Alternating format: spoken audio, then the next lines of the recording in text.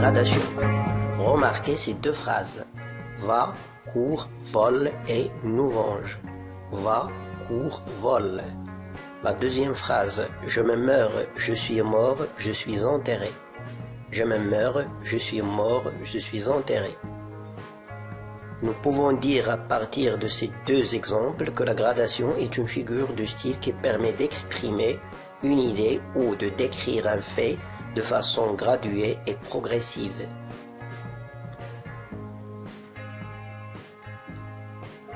Emploi de la gradation.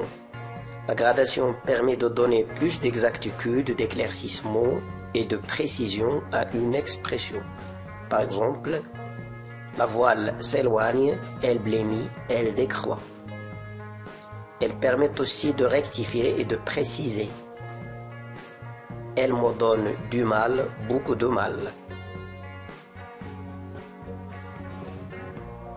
La gradation est soit croissante ou bien ascendante, c'est-à-dire que les termes employés sont de plus en plus forts.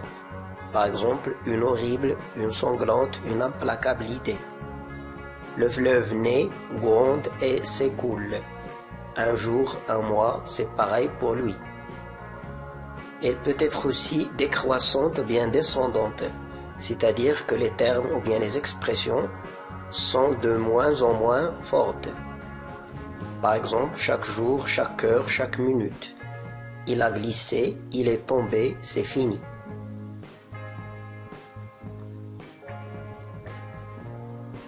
Autre exemple de gradation. Or voilà 5 semaines au moins, 6 peut-être. Chaque jour, chaque heure, chaque minute avait son idée.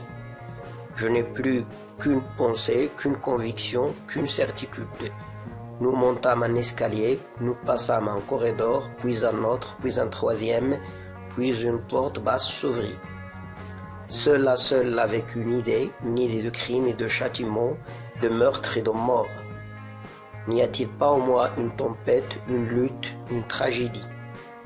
Mais ma fille, mon enfant, ma pauvre petite Marie, qui rit, qui joue, qui chante à cette heure et ne pense à rien. J'avais eu raison, j'avais toujours raison.